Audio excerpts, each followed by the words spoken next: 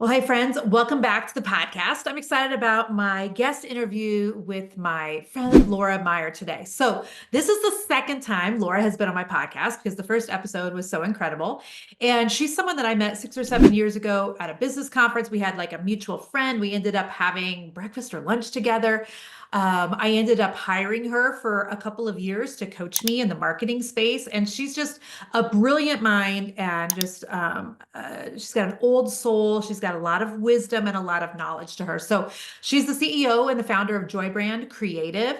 But she's really just more like a sought after strategist and world class marketer. So she is what she calls herself like a serial entrepreneur for the last 20 plus years, working on scaling and selling multiple businesses, both online and offline. So her and I are going to be talking a lot today about the two different businesses that she has grown to the 7+ a year revenue. So she's made over $1 million in two very different types of businesses. We're going to talk about the differences between the two. And I think this is going to be great for those of you who are online already and really wanting to grow, or maybe those of you who are not online yet, but you have a brick and mortar, you have a service-based business, and you really want to shift it to the online space. I think this is really going to encourage you and give you some great strategies. So here we go with my interview with my friend, Laura Meyer. Laura Meyer, Hey, hey, let's just sit and chat for like the next hour. let's do it. we Let's were do we were it. talking before the podcast. I'm like, you're one of those people that I could just talk to, for we have actually talked so many times in real life for hours at a time. So Totally. I know I read everyone your bio, but and you've been on the podcast once before, so people probably remember you. Yeah. However, the real way that we met was it breakfast or lunch? Just because a friend of mine, a mutual friend's like, you two need Yeah. to know each other. Yes, yes. I walked up to you at a conference and I said, Shanna said that we need to know each other. Yes. And you And were a little like, I don't know. that is my standard go-to response to every single person alive. That is the introvert in me though, because I get close to very few people. And Yeah. and I always jokingly say things like, I've got plenty of friends. I don't need new ones. And so I just am like so like tunnel vision sometimes, but you're one of the few people that I was like, I think I kind of like her. Sure, let's have breakfast. Okay, let's talk shop. And then let's work together for the next 2 years and Yeah. stay friends after. So Yes, it's so perfect. I I love love it. you. Love you. Love you. Okay. So we're going to talk about something totally different on this Mhm. podcast than we did the last one. I'll have to go back and in the show notes, friends who are listening, I'll put the first interview that I did with Laura and how we worked with Laura. She was a marketing expert that coached us and consulted with us for a little over 2 years, wasn't it? Yeah. Yeah. Yeah. And so I'll put it in the show notes, that episode, and you can go back and listen to that if you want. But we're going to talk about something totally different today, which I just think this is going to be a brilliant conversation because Laura has built two very different businesses to the 7-figure-a-year mark. Mhm. And we're going Mhm. to talk about the differences in those. And we're going to talk about Yeah. what you wish you had done differently. We're just going to talk about a Yeah. lot of the things. So, will you tell everybody, first of all, what the two different businesses were so they get a real clear picture? Yeah, and thank you for sharing. This is the first time I've had this conversation with anybody. And I remember you and I were messaging back and forth recently, and I was like, I think this is something that people would really enjoy hearing about Mhm. because it's something I think about a lot, like throughout my Yeah. day. I Yeah. think, okay, this is hard, but it was nowhere near as hard as it Right. used to be. I Right. even said to my husband the other day, I'm like, the level of stress that I was under previously, like Mhm. I could think back to that moment and I Yeah. just feel so bad for her. So Yeah. let's go Yeah. back and let's Oh. give everybody the context because I think today it's just so interesting. It's what I wish so many people knew about Mhm. business. So going way back, my gosh, I've been an entrepreneur for like going on 25 years at this point. And you and I have a very Which is similar background. wild considering you're only like 39. I know it's so crazy. But it's so funny because I look back and you and I have a very similar background. We both came from traditional business Mhm. and I had a brick and mortar chain that I grew and grew it to a multi-million-dollar point. And people kept saying to me, you know what, Laura, you have this amazing concept. I had this incredible reputation in my local community. It was in the photography industry. I was Mhm. a really well-known wedding photographer for about 10 years. Then I moved into portraiture and built a brick and mortar portrait studio chain. And people said to me, you know what, you should franchise. And I was like, oh, that sounds great. I should franchise. And I ended up franchising the company. We grew it to about 12 locations across the Mhm. country. And then everything came crashing down. Imploded. And I was, on the surface, it looked so good, Mhm. right? Like I Yeah. was in Forbes and Entrepreneur and Inc. Yeah. and Success. And Well, I within mean, my, just when you say that, you had 12 locations. I mean, that yes, sounds like you're kicking butt. yeah. I Oh, mean, people yeah. would stop me all the time and be like, I heard you're crushing it. Mhm. It like there was like 70 Yeah. employees. I mean, I was on the outside a success story. Hmm. On the inside, I was dying. Yeah. I was swimming upstream in an industry that had a shrinking market share. I mean, just looking at the Hmm. data, like it was a dying industry. Yeah. And I was constantly trying to figure out new ways to generate sales and fix the business model. And at this point, I had franchises sold and being built while the sort of the external environment and the factors around photography were changing so fast and Yeah. impacting our economic model at a pace I could not keep up with. Right. And it was really interesting kind of I'll talk about the big picture and then a lot of lessons learned here. Yeah. But I for about a year didn't open any new locations, didn't sell any franchises, and just tried to fix the business model. Hmm. And at a certain point, I just felt like God was like, Laura, the store is closed. And I had Yeah. investors, employees. Closing it all down was one of the most painful experiences of my Mhm. life. And then as I was closing it down, I realized I had to file for personal bankruptcy.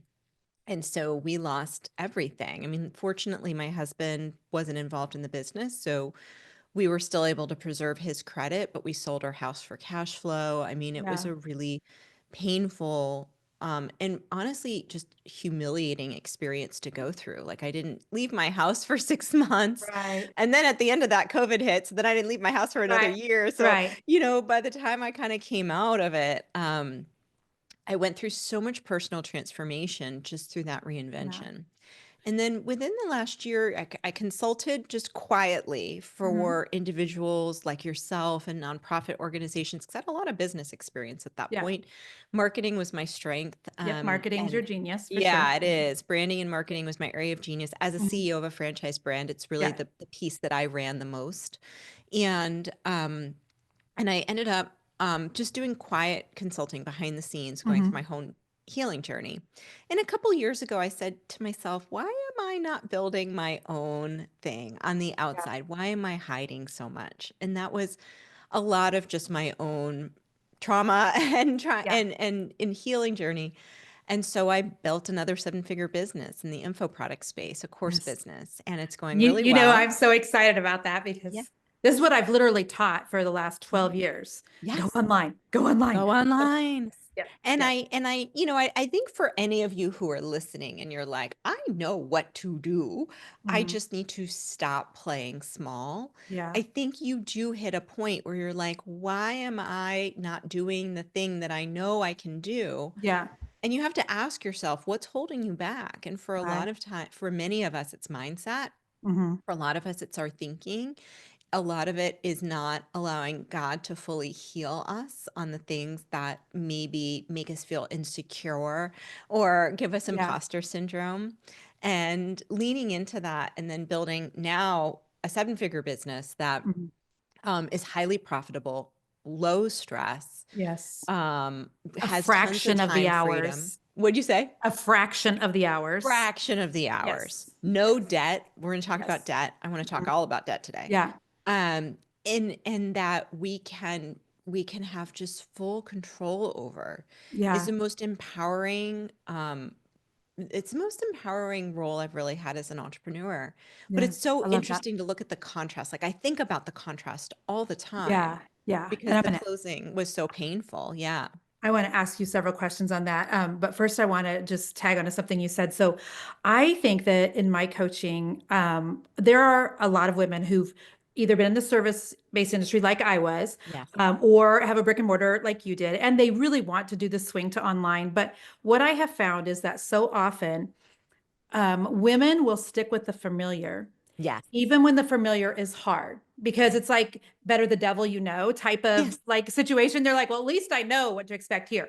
And if I got rid of this and swung all the way over to the online space, even though I see other people being successful, like that's super unfamiliar, so that's Yes. going to be hard. And the truth is they're both hard, They but are. you can easily get to, to the online space. To it's just hard in the beginning. And I mean, there it's it's just it's a different kind of hard. It's a more manageable hard It because, is. like you said, the debt is so much lower and the ability to scale is going to be so much greater. We'll talk about all those things, but I do sometimes wonder if women just stay put, even though they want to shift, even though they know they should shift, even though they realize shifting is better for them ultimately in the end. But Yeah. it's like it's that interim period that's going to be really uncomfortable. And so, your first business kind of crashed and burned, and Yes. then your second seven-figure year business is like thriving. So walk us through like what you think happened and went wrong in the first one, and then what Yeah. have you done totally different this time? Yeah.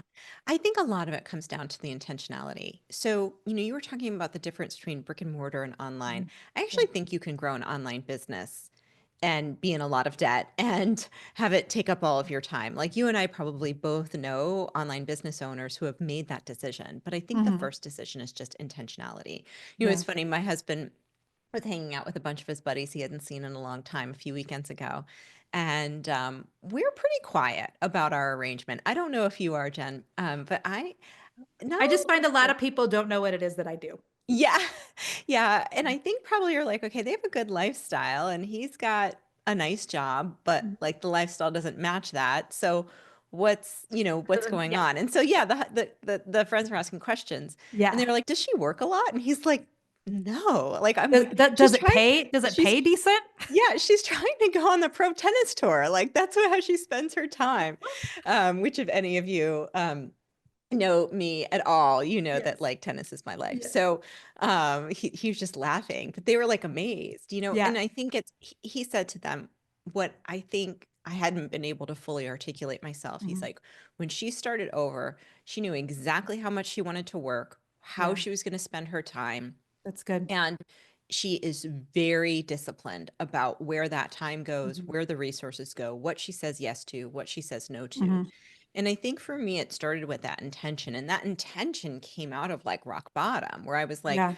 what I realized is like so much of my identity was tied up in that business. And I was so proud of it.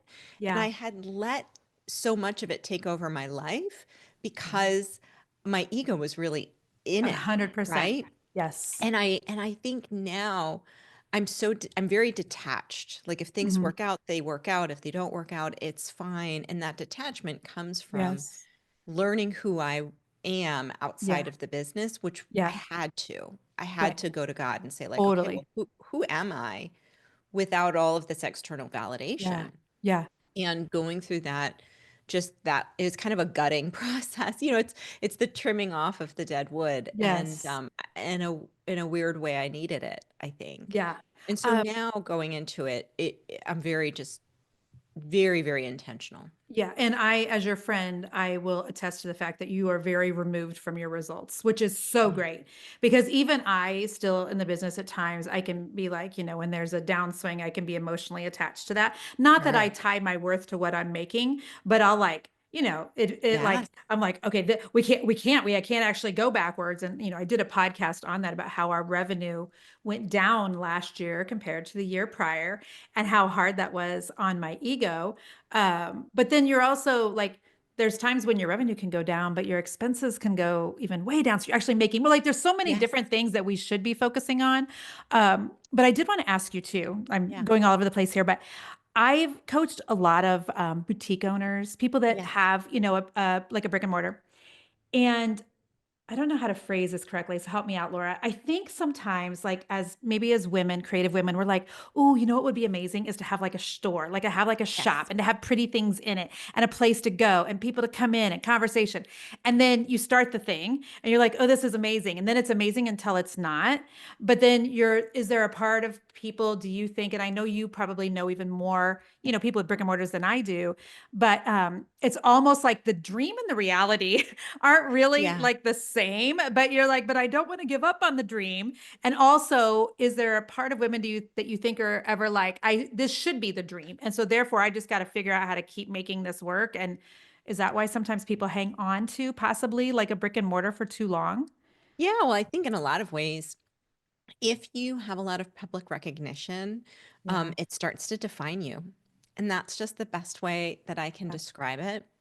For me, again, I didn't know how much I was allowing my whole identity to be defined by my success, my external Yeah. success, until I was faced with the decision to let it go.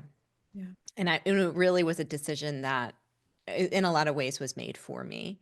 Yeah. And I think now, uh, looking back on that, it's very understandable and it's very natural, but I don't think it's what God wants for us. Right. I don't think that Yeah. He wants us to feel that the world defines who we are and how we feel about Mhm. ourselves. And I I would. think at that time, again, it was so deep rooted for me. And, when it comes to that whole experience, it's just very interesting because I think people at that time probably saw me as incredibly successful because Mhm. I had Yes. so much visibility. Now I have very little visibility. Right. Most of my income or most of my traffic comes Mhm. from running ads, Yeah. which are pretty low key unless you happen to be in my targeted audience. Yeah. Right. So, most people probably think I've got a little thing going on. They Mhm. don't know that I have a seven-figure business. And Right. sometimes it's kind of funny, like it'll hit me. Someone will say something and it'll kind of hit me where I want to correct them. And then I have to remember that's my ego talking. Yeah. Yeah. And I think, again, when you have that visibility, if you have a brick and mortar business to a certain degree, that external validation is addicting. Yes. Yeah. Yeah. Mhm. Um, I remember one time years ago, Lauren, I think I maybe told you this when I was consulting with you. Um, that one time the Lord asked me, I heard the Holy Spirit say, Jennifer, Yeah. would you rather have fame or fortune? And I thought, hands down for me, fortune every single day of the week, because I can do so much with that. And fame doesn't always equal fortune. And Right. does that make, I mean, there are a lot of people online with way bigger platforms than what I have, millions of followers that are not making even remotely what people would think that they are. Yeah. And so I am in 100% agreement with you. I would rather even be able to grow something that didn't require me to be the face of Yeah. it so much. Because as I get older, and I know I'm at least a decade older than you, we've talked about this, but even as the older I get, I'm like, I don't want to be online all the time. I mean, I had a business Facebook page, shortly after Facebook started them. So at this point, I've posted online for 16 years, almost Mhm. every single day on Facebook. You know what I'm saying? And so there's a part of me, it's like, I'm really done with being facing a lot of times. And so, but like what you're doing, which is you're running it more on, you're doing things more with ads and you're doing it more. You're not worried about growing this huge platform and then No. selling to them. You've really been so strategic and so smart. And so I know we're going to talk about that even a little bit more, but I applaud you Oh, because thank you.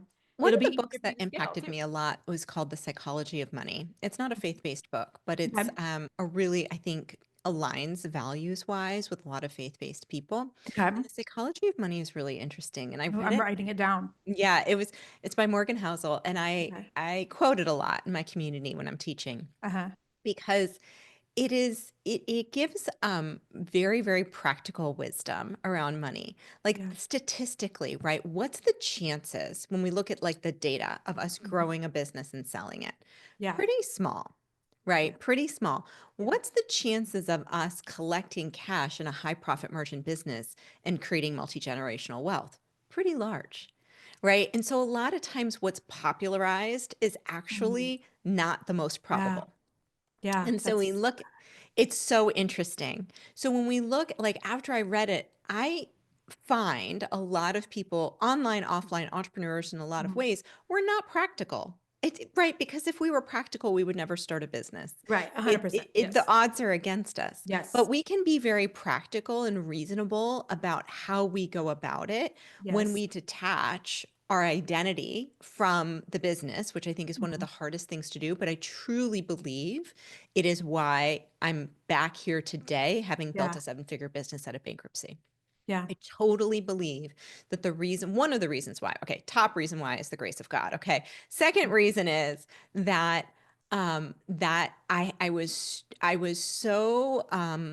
experienced so much deep loss that that in that loss I was able to let go of so many components of my entrepreneurial journey that I think probably weren't even that healthy. Mhm. We don't even know about. Okay. Give me an example of one. Oh, debt. Let's talk about Mm. debt, right? A Okay. lot of times we're taught by the external world that Mhm. debt's okay. Yeah. Debt is good. There's good debt. I had Mhm. good debt. I had personal guarantees and SBA loans, that put me into bankruptcy. But debt is a stronghold. Yeah. And I think sometimes, I do agree with Dave Ramsey on this, that I do believe that debt is a stronghold. I would have never said this 15 years ago. Right. I'd have said, everybody's doing it. Everybody's going into debt. Mhm. That's why they have loans and lines Yeah. of credit for people like me so that I can make my Right. business run. But really, there's so many options right now to have a business online where you can reach people for free. Mhm. You Yep. don't need to be running paid traffic until you're scaling. Yes. You can just sign up for a course from you for very little money, Mhm. get going and Yeah. flow your way Yeah. to profitability. But I think a lot of people will feel not secure about that process and take on debt. And that debt it's a death sentence, to be real Yeah. honest. There's so little that's required or needed to Yeah. start an online business, honestly. Yeah. And having been in a tremendous amount of debt at one point in our life and then been out of debt and then in debt and then out of debt, I can tell you just sleep differently Yes. when you have no debt. It allows you to make decisions from a different position. Totally. And Totally. and so yeah, that I would agree with you on that. So I know for a lot of people, seven figures for a lot of business owners is like the holy grail. It's what Yes. the signal that they've made it or what have you. And so firsthand that that's not always the case. Yeah. Um, so tell me about what you would tell someone if you were coaching them who is chasing that seven-figure mark. Like what kind of things, is nobody else telling them that you would like to tell them? Yeah, I mean, I think when it comes to online, people often will build the right thing, but in the wrong order. I see this all the time. Okay. So they get out, they'll start right away. They haven't had any revenue yet, and they're like, I'm gonna make all of this money selling a $37 course. And you're Right. like, You got to sell a whole lot of $37 courses. you have to have a huge audience Following. to Mhm. make a livable income doing something like that. Yep. And producing the level of content that you need to create that kind of audience or to have ads running so that you can get that many eyeballs on your offer takes a lot of resources and time. Yeah. Whereas if you start coaching, just start coaching one on one, right? A Hmm. lot of people are like, I don't want to do that. It's not scalable. And I'm like, let's worry about scalability when you're scaling. Yeah. Like I think they worry about the right things in the wrong order.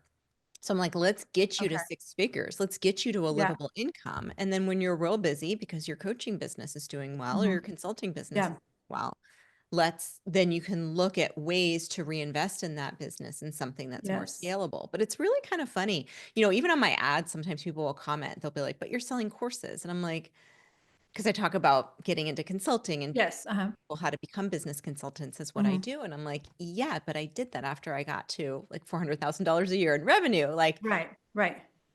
because creating courses Yes. and running ads takes a lot of capital and runway. So I'd say that's like the first mistake that people make is they don't cash flow their way to profitability. The Hmm. other thing that I see people do, and they do this all the time, it's fascinating to me.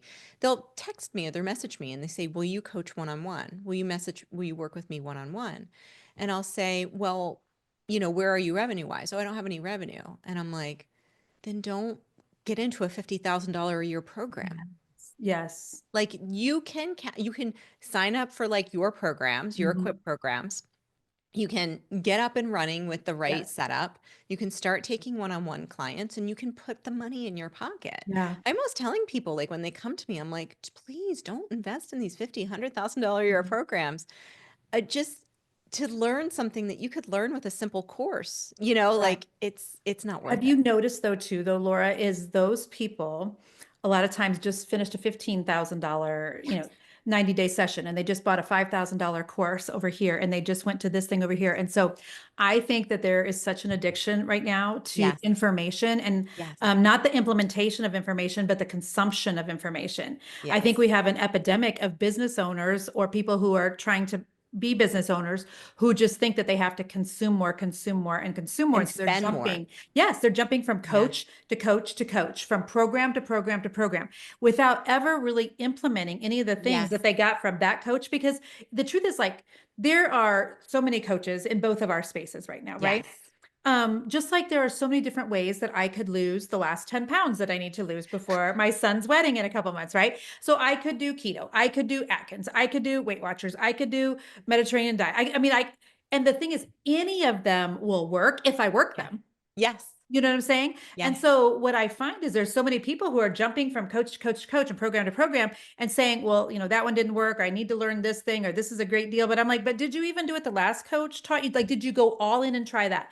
Did you fully even complete that course? Do you know what the statistics are right now on people like finishing courses? I I think know. it's like there is a 95% non-complete rate for online courses. Yeah. 95% is industry average. That's Yes. insane to me. People that It is. start a podcast, the statistics are something like 87% or 92% or something, never get past 3 episodes, because it's like people just they fiddle a little bit with something and then they Yeah. drop it and move to the next thing and drop it, move, and one thing that you have been incredible at, and I've watched you, is when you decide you're going to do something in your business, like you are all in on that thing. You are Yeah. like laser focused and you see that thing to completion. I don't know if Yeah. I've ever told you that, but as somebody who's, I've been coached by you for a long time, and we are friends, I just want to tell you that Yeah. I admire that about you. Thank you. I appreciate that. Yeah. And I think too, when we can say, I think what happens is that people bump up against themselves.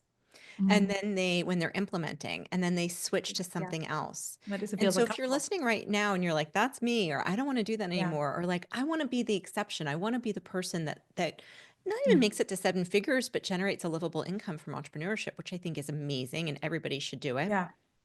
Totally. Be the implementer, be the exception. So it's really interesting, Jen. I know that neither you or I are in any expensive masterminds right now. No. Neither of us. This is my second year I was in two Yes. at once. And one of them, gosh, what was I? It was like $125,000 for a year that I was in. Yeah. Yeah. And I got to a point where I'm like, why am I doing this? Yes. Why am I spending so much money to be traveling with people I don't know when I Yep. could be traveling with my husband and Your kids? husband. To be Totally. going to fun, beautiful places, but I could go there with my husband and kids. Yep. To be seen online with really big names, but I'm like, but that's ego. Doesn't build the business. It does not build the business. It Yeah. makes me look a certain way. Yes. But at the end of the day, that was just one of the two I was in. Because am I right? $12,000 or 12,000 a month is, yeah, it's like 100 and Oh my gosh, that's a yeah. lot of money. Oh, girl. And so I just dumped them both. I'm like, you know what? Because sometimes I think when you're receiving input from too many Yeah. places too, then that's just information overload. And then, you find yourself, and you've coached me on this, Laura. You find yourself watching what everybody else is doing. And what happens when you do that is you lose the ability, I think, to hear from heaven and to Yes. really tap into your own creative like abilities. And Yes. so, because again, just like any diet would work if I would just work it, any coach could work if you would work it. But I can look at 12 people in my space who are way ahead of me. I can look at 20, I can look at 200 of them, and they've all done things slightly different or totally different, right? And so again, Yeah. they've just went all in on one way of doing things that worked really well for them. Yeah.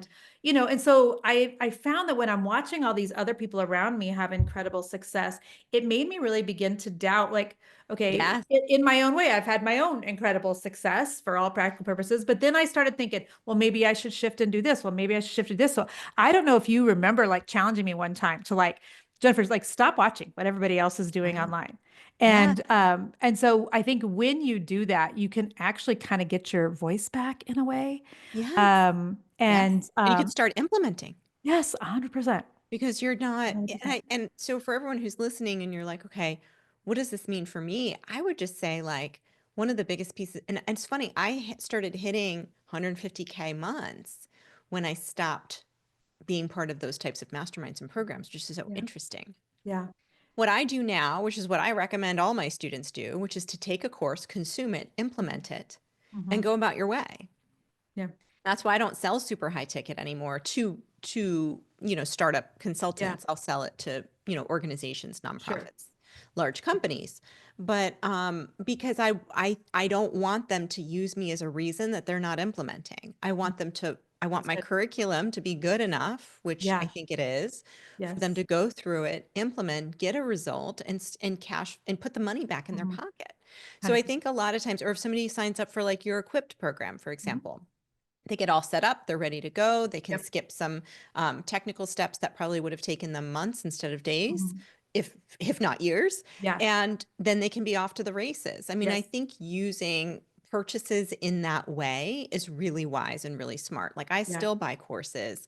I have a content day in a few weeks, and I just bought a B-roll course because I, Mhm. I needed some fresh ideas. Yeah. But buy the thing with intention. Mhm. Like, I know Yes. I have this need. I know I want to become a great consultant. I've been dabbling in consulting. I'm probably Yeah. not doing it right. I'm going to buy Laura's course and I'm going to learn Right. how to do consulting the right Yep. way. And then Get I'm the whole framework that going to I get the can duplicate. framework and then Yes. go implement. Yeah. Don't go paying somebody $50,000 Mhm. because of your own kind Mhm. of, I hate to say it, but insecurities, Yeah. right? And I think that sometimes the high ticket coaching world preys on that, Mhm. and it becomes this sort of toxic Yeah. cycle. And so I think for a lot of people who are listening, I just want to tell you, like, you can cash flow your way to profitability. If you're making $10,000 and you're net a month and you're netting 1,000, stop. Yeah. Stop it. Like, 100%. cut out those expenses Yep. and, invest in something modest. Like I said, like your Equipped program or something like that, Yes. where they get, some ongoing help and Yeah. resources and setup help, and then go make your money. Yep. Like, stop, I agree. taking all the money off the table. And I I think agree. that happens a lot too. I just did a podcast on information overload. I recorded it. I think it's going to come out right before this episode comes out with you. But I said on the podcast, I'm like, this is terrible advice because this is how I make my money. But quit listening to podcasts. Quit listening to my podcast. Get off people's email list. Get off my email list if you have to. Like, I like Focus. that's terrible advice. I'm telling people stop following me. But the truth is, I think really as business owners, you have to cut back on all Yeah. the noise and Yep. all the temptations so that you can really be laser focused on what matters. Yeah. Uh, As part of my welcome, I just re-recorded my signature course yeah. as part of the welcome sequence, the welcome and onboarding videos. Mhm. I'm like, just please do yourself a favor and only listen to me for 90 days. That's really And good. the people who do get Mhm. to 10K months. Yeah. 'Cause getting to 10K Yeah. months as a consultant, just like being a high ticket coach, isn't honestly that Yes. hard. I But just it's gave like, a you whole have to group. focus. Right, 100%. So Yeah. in my equipped coaching program, which you've helped Yeah. fine tune and things. So we have like office hours. So Nell does Yeah. teaching, strategy, very techie things, 2 days a week. There's a training with me 1 day a week. So there's a lot of things available, right? Yeah. And I've told people stop showing up to those when you don't really need to. Like if you have a tech question, then come. But if you're just watching, just to watch, just to like check the box of, oh, I'm getting my money's worth this month, but you're not actually like leaving and doing, like, I would rather you spent that hour just like implementing the information you've Yeah. already learned from us because you Yeah. don't need to just consume more. So Yes. I feel like this is the hill I'll die on at the moment. Yeah, I know. I feel the same way. And it's so funny. I'm talking people out of wanting to pay me all this money. I'm like, I know. trust me, you don't want to pay me all this money. Just take my Yes. course. It's really good. There you go. There you And go. and you will do well. And and keep your money. But I think, when we look at, like, I remember, and you probably do too, Jennifer, like, if we're contrasting the two seven-figure businesses, Mhm. I had so much overhead, not just debt, but Mhm. overhead in Yeah. that old business. I was part of this program, that program. I had a PR person. I had Mhm. so much excess investment in that business. And again, I think it was more tied to my own ego or my own thinking that they knew more than me and things like Mhm. that. And I think as we mature and grow, um, we can redirect those efforts into a much healthier business Yeah. model. I didn't have that necessarily, but with my painting company in Kansas City, what I did have was I felt very much grateful for the 8 women that were still painting for me when Yeah. I closed that business down. And I had the company, for 17 years. I had a handful of builders that I loved working for. I Yeah. had a group of designers that I loved working with. And so I didn't have a lot of overhead. I mean, I had to pay, the girls that worked for me. I had to pay my designers. I had to pay taxes, of course, buy paint supplies, but there wasn't a ton, of stuff that I was paying for every month. Um, the reason though it was hard for me to give that all up is because I thought, okay, I'm only working outside of the house like 10 hours a week. And so for 10 hours a week, I'm outside of the house and making, $300,000, $400,000 a year for 10 hours a week outside of the house. Yeah. But what I didn't take into consideration, Laura, is that, but I was working 30, 40, 50 hours a week in the house up here. Yes. It was such a mental like weight to me Yeah. to own that company. And there's still, in this coaching business too, I'm always thinking about business because that is the mountain that God, has ordained me for. This is as a, business owner, this is what I'm called to. But it was a different type of stress because I also felt very much like I got to make sure we have plenty of work so that the girls who work for me all can pay their bills. And there was just so much stress. And so I know that like you've got freedom. We talked both of us about freedom a ton in the business you have now versus the one you had then. So tell me like how different are your stress levels, now compared to then? Yeah. How much pressure were you under? Was it like me? You felt pressure to provide for everybody else? And by the way, I still feel that now with a team of women who Yes. work for me here, but it's different because we're not having to go out and find one painting client and paid for her, and then I got to find another. And like we can do things like ads. I can do things like I can do a workshop or I can do a 3-day event. You know what I'm saying? So the ability to churn up new clientele is completely easier doing this than it was that. Yes, I think that's so true. And the stress just weighs so much. Like, I don't think I even Yeah. realized how stressed I was until everything shut Yeah. down. I don't know about you because you're like, I got this. I got this. We Hmm. figured this out. We're going to Yeah. be good. But I mean, towards the end, because I was so stressed and we were losing so much money and the debt was just piling up as I Mhm. was trying to save the business because I had so many people, that I had taken along in the Yeah. journey with me, investors and franchisees, and I was just trying to fix it. I was desperate to fix it. Yeah. And when I realized I wasn't going to be able to fix it, um, by that point, I was underweight. My hair was falling out. I wasn't Mhm. getting my period. Like it was bad.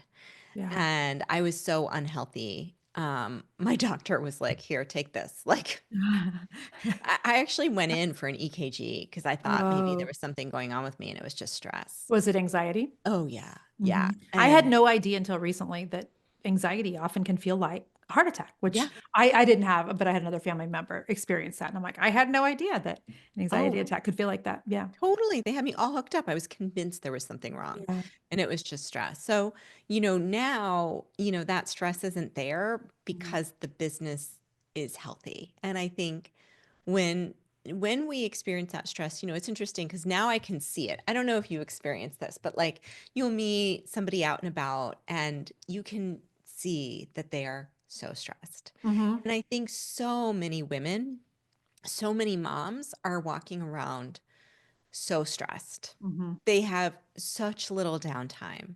They Yes. are at their desk at 8 o'clock or leaving the house at 8 o'clock. They're running into the kitchen at Yep. 5:30 trying to figure out what to make for dinner. Yep. They're trying to get everything done that didn't get done during the day between, Mhm. 7:30 and 10 o'clock. Yeah. And they wake up in the morning and do it again. And I Yep. think our bodies, like as women, that's not like our bodies aren't meant to handle all that, No. Our bodies were meant to be gatherers while the men were out hunting, Mhm. it Yes. didn't, the pressure that I think women and men and moms are under is like unprecedented.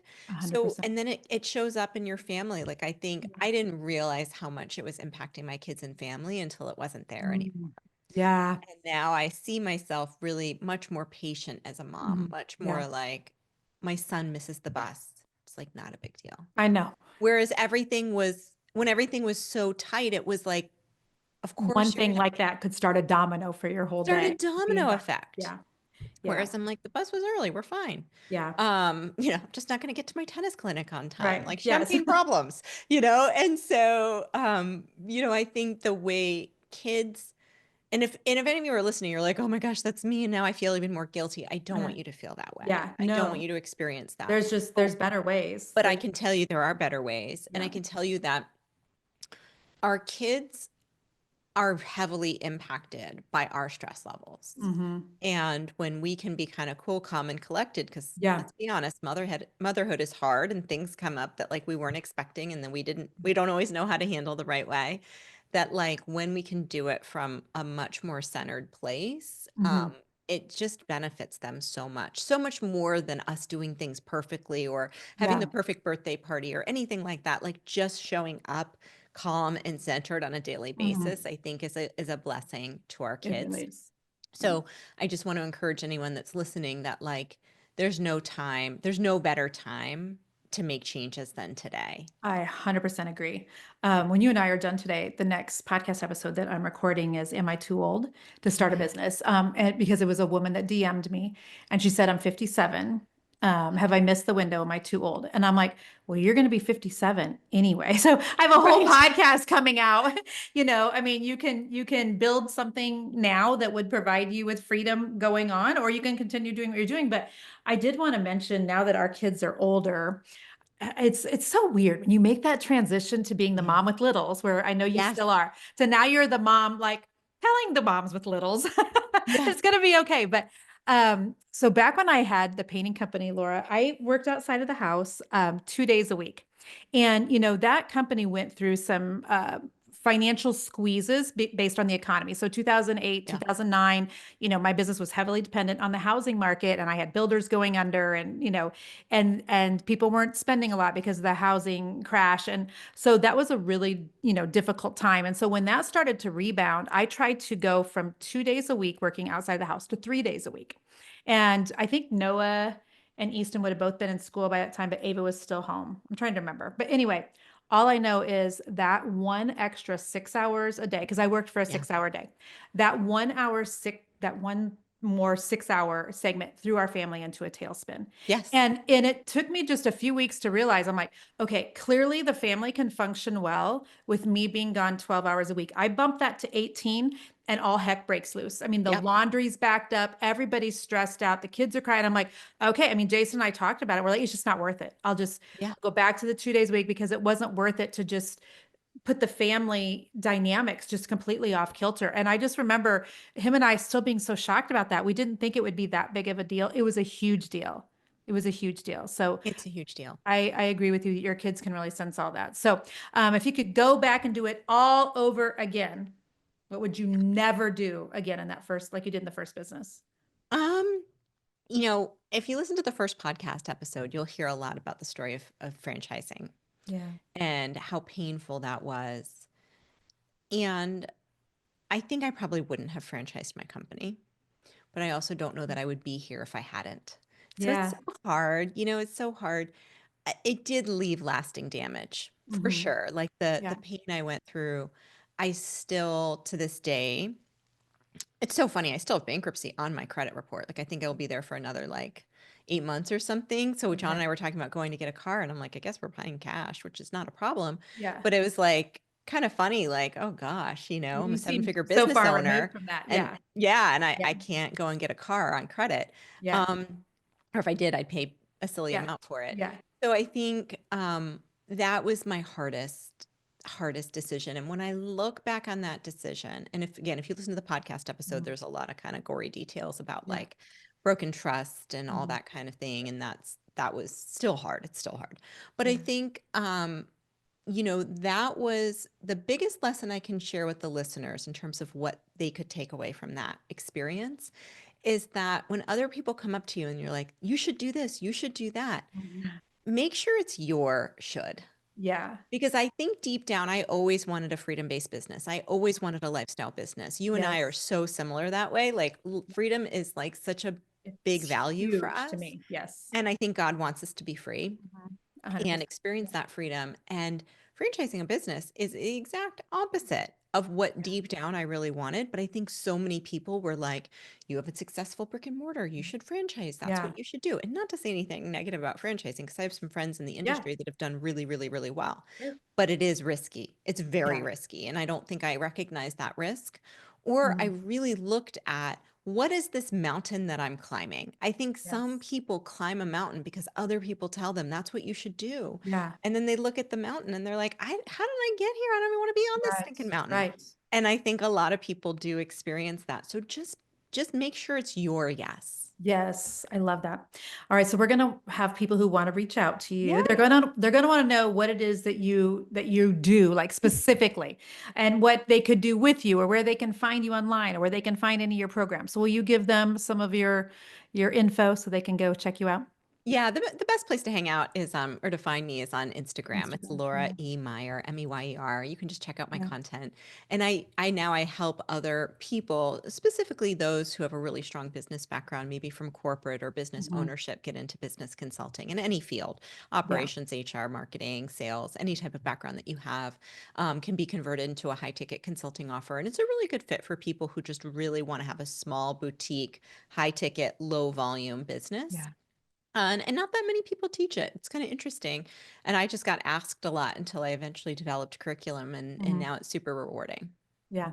Well, I, for one, am so grateful that you have shared your story. I mean, I know what you went through was incredibly painful, but I love how you built, another seven-figure business in a fraction of the time. And it's something that's so sustainable. And it's just such a great vision, I think, for other women on what's possible. And so thank you for being willing to share all the details and come back and chat with me again. I appreciate you. Well, thank you. Thank you for having me. You're somebody that I know I can just trust wholeheartedly with the hardest parts of my story, and I really appreciate that. Ditto, ditto. So, all right, friends. Well, make sure you go give Laura a like on Instagram. Go check her out at Laura. Was it E Meyer? Yeah, What's the Laura E. E Meyer. stand for? I mean, Elizabeth.